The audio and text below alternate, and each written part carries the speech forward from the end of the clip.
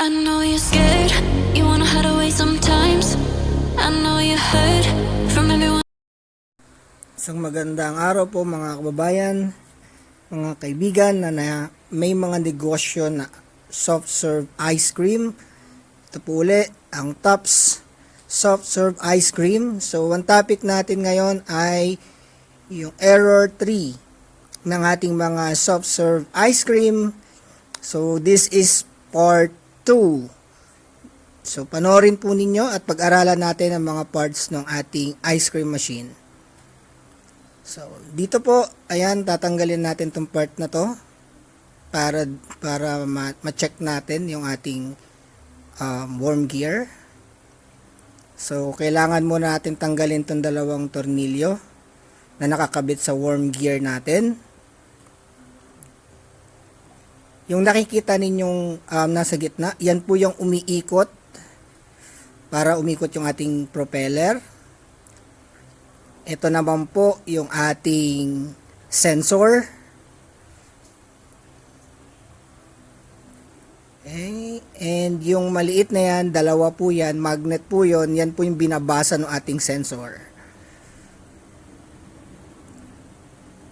Next po, nung binaklas na natin siya, ito na yung nakita natin sa loob. So, kalawang, kailangan linisin. Ito naman yung takip niya. Yan po yung naka-cover doon. So, may kita ninyo, marumi na rin. Yan yung likod. Diyan naipon yung mga ice cream. Diyan pumasok. Okay. Ayan, may kita ninyo, yan yung kabuuhan niya. Brown kasi nahanginan na po yan. Eto na siya nung malinis. Yan ang itsura niya. Pero may amoy pa rin yan konti. Ayan, yan yung likod ng ating, yung white na yan. Yan yung pinakatakip. So, lilinisin pa rin natin yan bago yan ikabit. Okay, ayan. Kita nyo, may kalakalawang pa. So, lilinisin pa rin yan.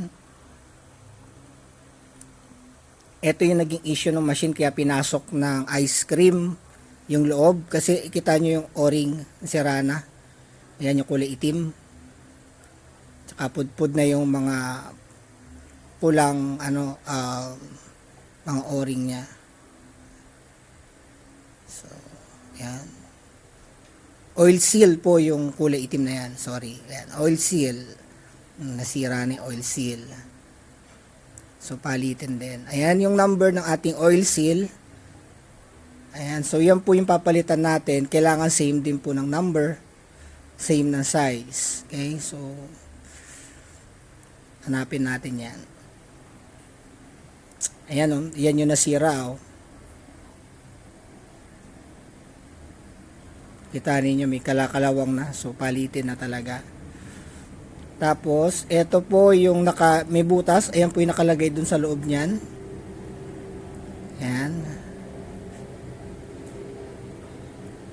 Itong maliit na to, yan po yung lock. Okay.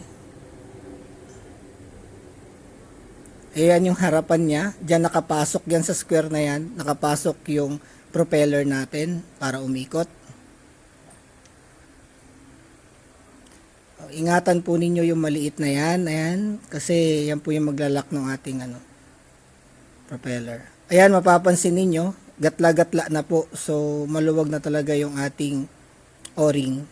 Bumabangga na siya. So, guit-guit na. Ito naman yung loob nung kung saan nagmimix yung ice cream natin. So, kita ninyo. Yung maliit na butas, dyan po lumalabas yung pagpalamig ng ice cream. Para sa model naman, RV040, ang ratio is 1/15. So, yan po yung ating unit. So, pagpatuloy nyo lang po ang panonood sa ating mga video para makumpleto po ninyo yung ating binubuo na paano gawin yung ating ice cream machine na nagka-error 3. Please do like, share, and subscribe po sa aming channel. Tulungan din po ninyo kami mapalago yung aming channel. Maraming salamat po sa inyo po lahat, and huwag niyo pong kalimutan mag-leave ng comment, suggestion sa aming channel. Maraming salamat po.